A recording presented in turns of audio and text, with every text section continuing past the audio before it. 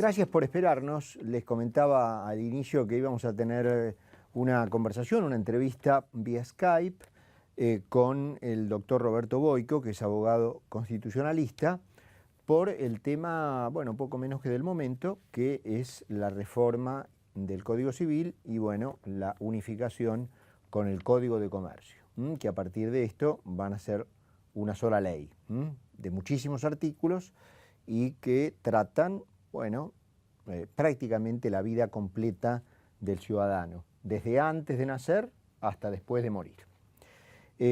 Lo vamos a tener en pantalla seguramente. Lo saludo. Doctor Boico, ¿cómo le va? Carlos Mira le habla aquí en Infobae Televisión. ¿Cómo está? ¿Qué tal? Buenas tardes, ¿cómo le va? Muy bien. Bueno, me gustaría empezar por preguntarle qué opina de esta reforma, de esta unificación de ambos códigos, qué concepto le merece, cómo lo ve. En principio creo que es una deuda muy postergada tener una actualización de dos códigos que son del siglo XIX. Primero el Código de Comercio y después del Código Civil, los cuales obviamente con sus reformas parciales y estos parches que se le han hecho a través de estos años de vigencia, exigían una reforma total, una unificación para simplificar también las normas que regulan, como usted bien dijo, la vida desde antes de nacer hasta después de morir, y algunos aspectos que por supuesto son trascendentes en los momentos actuales en los cuales la tecnología y algunas nuevas formas de relacionarse a las personas merecen por lo menos una adecuación en términos del derecho civil.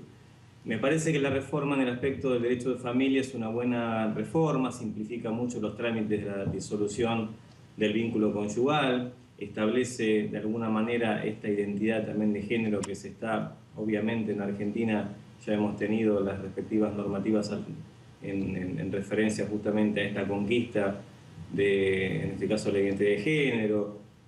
Obviamente hacer una reforma integral respecto de cuándo se considera la persona, cuándo comienza en todo caso el concepto de persona. Esto da cuenta justamente de la dificultad que tenemos tanto los abogados como también desde otras disciplinas establecer cuándo comienza la existencia de los derechos, dado que la visión que tenía el Código Civil era una visión, por lo menos de Vélez Sarsfield, una visión en la cual la concepción nace o es fruto de la unión sexual, cuando en realidad ahora bien sabemos que las concepciones pueden ser frutos también de la tecnología, y en este sentido el código trata justamente de al menos avanzar en una situación que genera muchos inconvenientes. Y por otro lado, algún sinsabor de algunos aspectos que no me parecen, en este caso, que sean saludables o por lo menos propicios, referidos, por ejemplo, a la posibilidad de que la Argentina pueda ser sometida al arbitraje internacional para resolver sus conflictos de deuda soberana, aspectos que yo tengo conocimiento que se han tratado mucho en el marco de las discusiones en la Comisión Bicameral y de distintos bloques, pero creo que el código en este sentido mantiene más o menos el perfil que le habían dado sus tres redactores originarios, que es el doctor Lorenzetti, Hayton Lasco y que me imagen de Carlucci.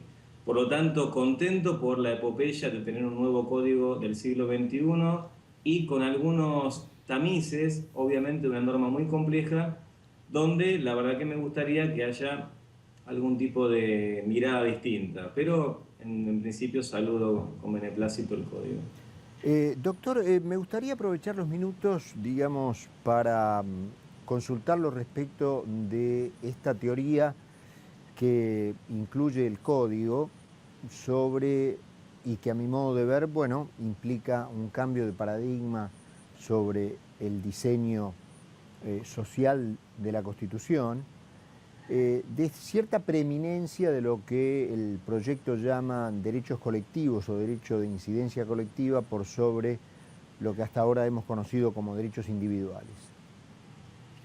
Bueno, en realidad eso es una conquista de nuestra Constitución del año 94, que como bien sabemos, un artículo específico que es el 43 habla o refiere justamente a la acción colectiva. E inclusive la Corte Suprema, en un fallo muy interesante, que es el caso Alavi, ha creado de alguna manera la llamada acción de clase, es decir, una acción promovida por una persona que que despliega sus efectos a un conjunto, a un universo de situaciones similares.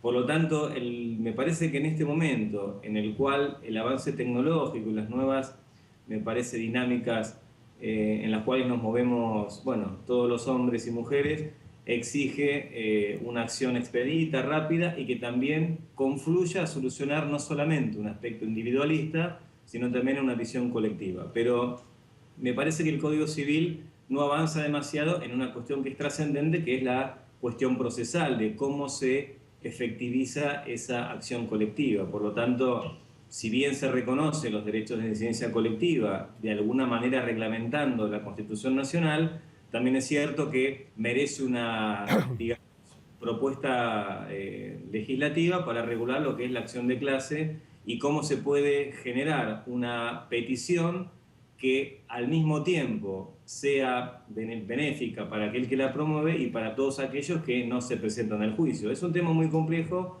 que el código no termina de resolver, en mi criterio, en forma satisfactoria. Perfecto, ¿no? Pero no me refería exactamente a lo mejor a lo que usted bien llama acción de clase, en donde al contrario se trata de un progreso y hasta de un ahorro de tiempo procesal, en el sentido de que una misma situación aplicable a muchos individuos pueda ser resuelta bajo una misma acción. Yo me refería más a que el código sienta precedentes, o mejor dicho, la reforma al código, sienta precedentes para que los llamados derechos de incidencia colectiva tengan preeminencia sobre los derechos individuales a partir de, bueno, limitar estos de una manera muy vaga, digamos. Por ejemplo, recuerdo el párrafo referido al derecho de propiedad, concretamente, que queda, de acuerdo a las palabras de la reforma, o quedaría limitado por la incidencia del paisaje, del ecosistema, del agua, y el párrafo termina entre otros, como dando, digamos, una amplitud a que esos son dados a mero título ejemplificativo, pero que de ninguna manera implican una limitante para encontrar otras limitaciones al ejercicio del derecho de propiedad. Y sobre ese aspecto era que le preguntaba su posición. Bien. No, me parece sumamente aprovechable esa norma. De todas maneras, quiero avanzar un paso más y decirle que en realidad una concepción quizás más moderna de la propiedad implicaría incorporar en un código civil lo que son los derechos a la habitación, a la vivienda digna, y en todo caso una función social de la propiedad que en realidad no está claramente fijada en el código, porque lo que usted me está planteando son las limitaciones al dominio, producto de estas cuestiones donde efectivamente hay una incidencia colectiva y una protección del colectivo social, pero no avanzamos quizás en este proyecto en una mirada más social y desde un punto de vista tuitivo de los derechos humanos respecto de la vivienda. Por lo tanto, por eso le digo que los tamices de esta reforma avanzan en estos aspectos en los cuales quiero decir que los derechos de incidencia colectiva, concretamente del ambiente, han tenido una proyección muy interesante en la última normativa vigente hasta el momento, que el Código Civil recepta, pero en mi criterio me hubiese gustado que en todo caso se profundice con una visión mucho más social de la propiedad, a cuenta de lo que en su momento fue un artículo clave en la Constitución de 1949 que justamente establecía una función social y lo que es la propiedad ociosa. O sea, para usted la limitación del derecho de propiedad no es suficiente, debería haber sido más todavía. Y en mi criterio le faltaría una pincelada social. Eso es lo que quiero decir. Pero ¿Quién también sería el titular del derecho colectivo que en este caso tendría preeminencia sobre el derecho individual? ¿Cómo, perdón? ¿Quién sería el titular del derecho colectivo que, a su criterio, tendría en este caso preeminencia sobre el derecho individual? ¿En el caso que regula el código? Sí.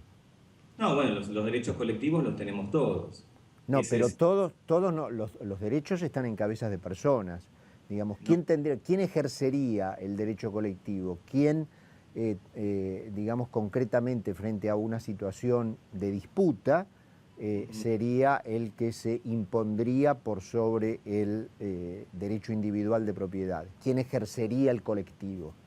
A ver, hago una aclaración respecto del derecho de incidencia colectiva y la legitimación, que son dos conceptos distintos.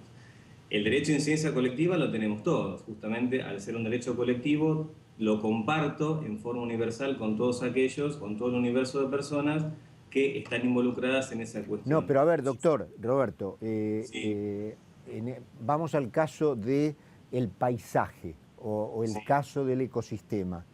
sí. Con todo lo aberrante que a usted le pueda parecer, a lo mejor puede haber alguna persona que no le interesa nada el paisaje.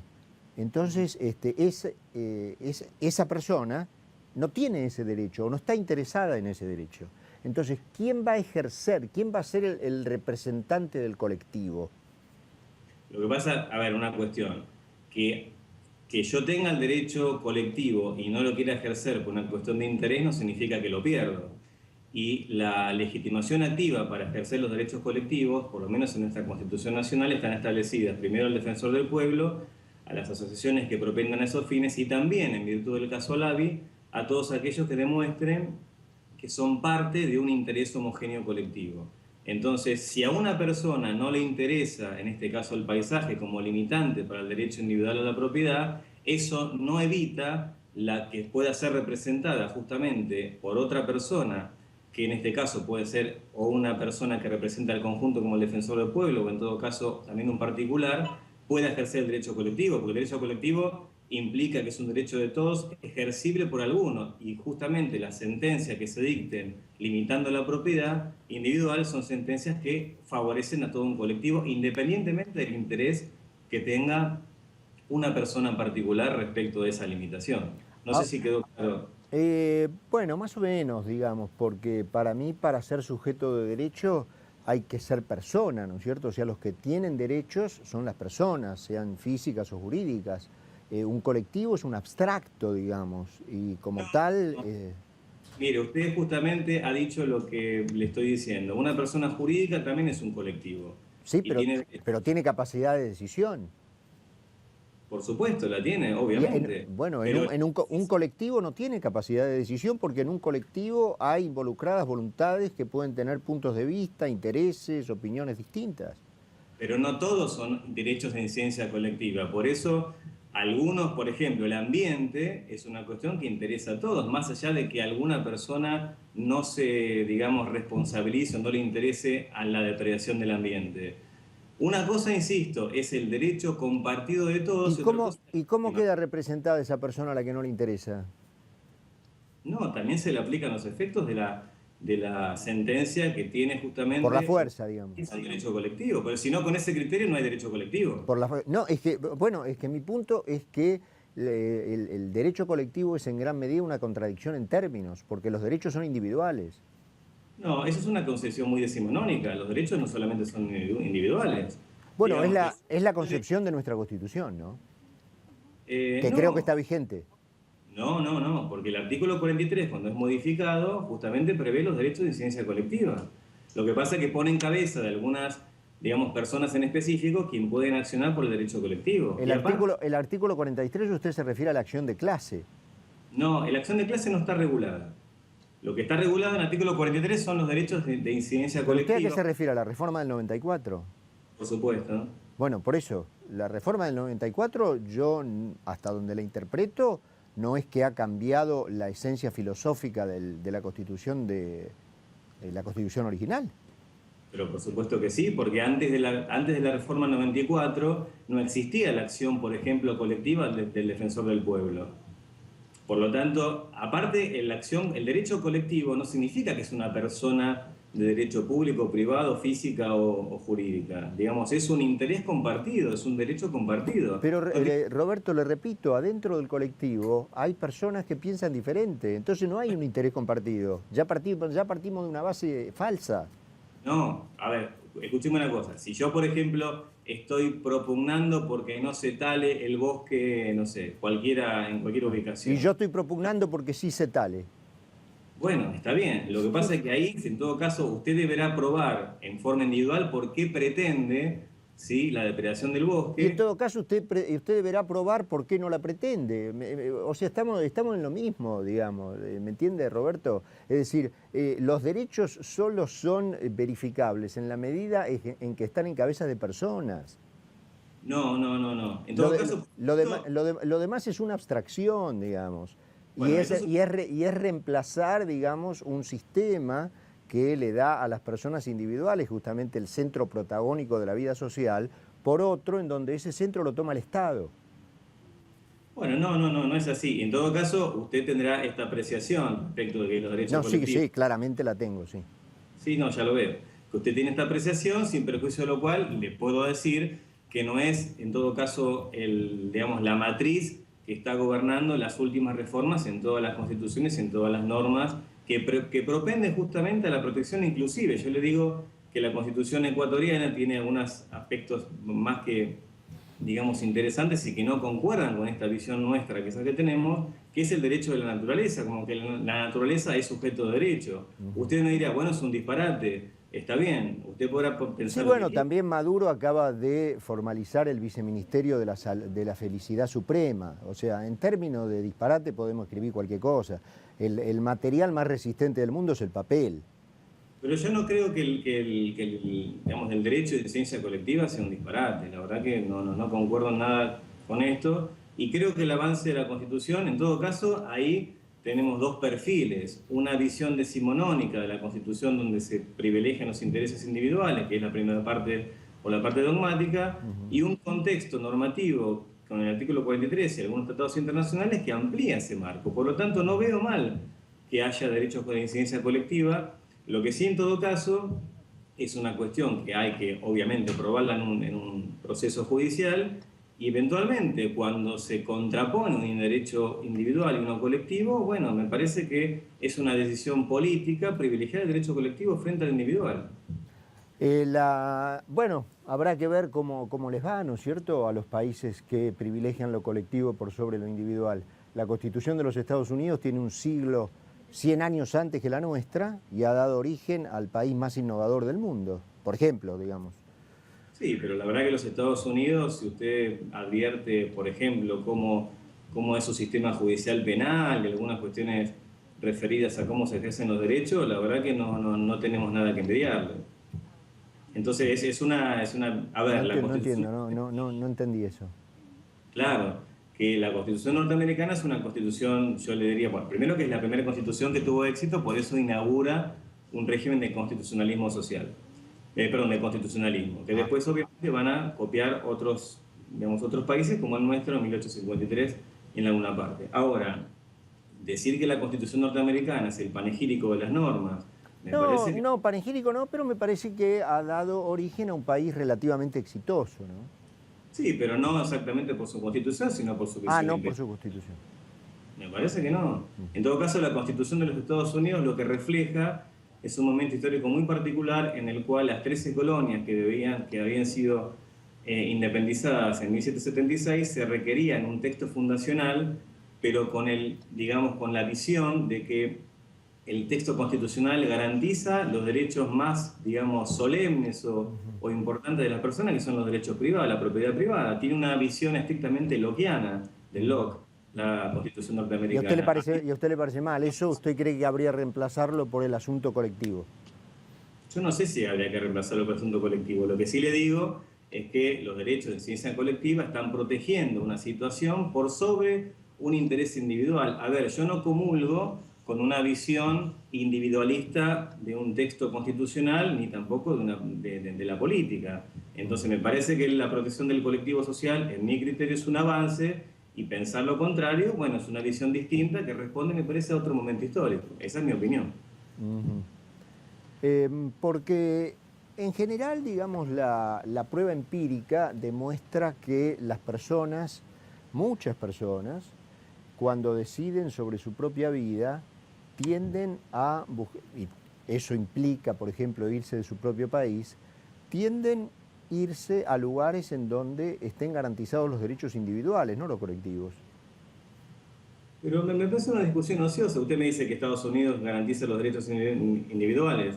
No No, entiendo cuál... ociosa no, me parece que es una discusión incluso que tiene que ver con las inversiones, ¿no es cierto? Es decir, ¿en qué lugar va a ir un inversor si supone que su inversión puede ser desconocida por la eventual preeminencia de derechos colectivos o a otro lugar en donde su inversión quede garantizada por la preeminencia de los derechos individuales? ¿A dónde iría usted, por ejemplo? Bueno, si yo privilegio en un país, digamos, las inversiones extranjeras en virtud de, digamos, la seguridad jurídica, producto de que no existan... Primero que no creo que las inversiones tengan que ver con o tengan algún tipo de confluencia con los derechos de incidencia colectiva. Y en todo caso, si las tienen, es una decisión política que el Estado argentino toma. Ajá. Tejer, ¿cuál es el bien más preciado? ¿Una inversión que en todo caso hiere quizás un bien colectivo como el ambiente o en todo caso la preservación de los recursos naturales argentinos? Esa es la pregunta. Si usted responde lo primero, bueno, es una visión que no comparto. Si usted dice lo segundo, evidentemente creo que ese es el espíritu de la Constitución con el pequeño parche del año 94 y espero que tengamos una Constitución que en algún momento pueda poner en texto justamente esta visión. Son elecciones. No cabe duda, no cabe duda que son elecciones y más o menos a los países les va como de acuerdo a las elecciones que deciden, ¿no es cierto? En eso estamos de acuerdo. Doctor, antes de despedirlo, respecto de esta cuestión en donde dos personas se van a vivir juntas, es decir, creo que el código, y esto le pido una confirmación técnica antes, seguramente usted está más familiarizado con eso que yo. ¿Es cierto que ya no va a existir esta idea de ir a vivir juntos, sino que más allá de una formalización matrimonial va a tener que haber una cierta formalización con intervención oficial en las parejas? A ver, lo que el código retira, el proyecto de código retira, y creo que eso se va a mantener, es el deber de cohabitación. Nosotros cuando aprendíamos derecho de familia veíamos que había 3 derechos fundamentales: cohabitación, fidelidad y alimento. Entonces me parece que ese deber, entendido como obligación jurídica que tiene como digamos, efecto contrario una sanción frente al incumplimiento, se quita. Y a mí me parece que, digamos, si alguien asume digamos, la celebración de un matrimonio, evidentemente lo que quiere hacer es cohabitar, pero me parece que... No, yo me refería al no matrimonio, ¿no es cierto? Digamos, a dos personas que deciden irse a vivir juntas, pero sin formalizar una unión determinada. Sí, lo que se les da obviamente son derechos hereditarios. Y también, y le parece, esta es la última que le hago, doctor, antes de despedirlo, y agradeciéndole obviamente que se haya prestado al debate y a estos minutos con nosotros. ¿Usted comparte la idea de que en ese caso, si una de las dos personas es dueña de un bien, para disponerlo le va a tener que pedir permiso a su pareja que no es dueña? Bueno, el régimen actual funciona de esa manera. Ahora, yo creo, a mí me parece que habría que... De hecho, el código creo que tiene 3 sistemas. Yo no creo que funcione así de esa manera en este momento, ¿eh? ¿Cuál? Perdóneme, sí. ¿El matrimonio? No, en una unión no matrimonial. No, una unión matrimonial se rige por las reglas de la sociedad de hecho. ¿Sí? Las sociedades comerciales... Pero ahora tengo entendido que si una pareja, no en matrimonio, sino que vive junta, una es dueño del departamento, por ejemplo, en el que viven, sí, es dueño particular, es único dueño. Si quiere hipotecarlo, por ejemplo, le va a tener que pedir permiso a su pareja. Bueno, pero eso es un poquito la discusión de antes. ¿Cuál es el criterio que tomamos?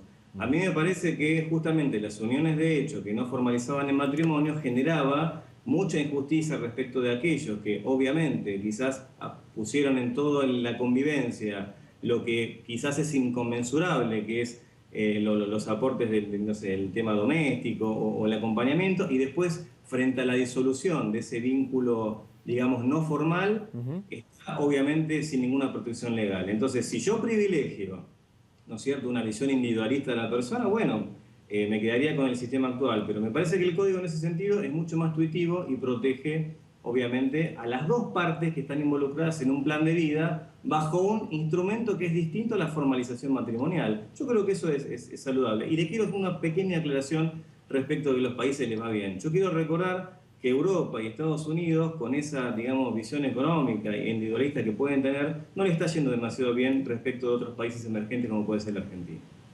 Bueno, veremos, eso es opinable, ¿no? Habría que definir lo que se entiende por irle bien. Le agradezco muchísimo, doctor, por esta charla y le mando un abrazo. Muchísimas gracias. Ha sido un gusto. Hasta luego.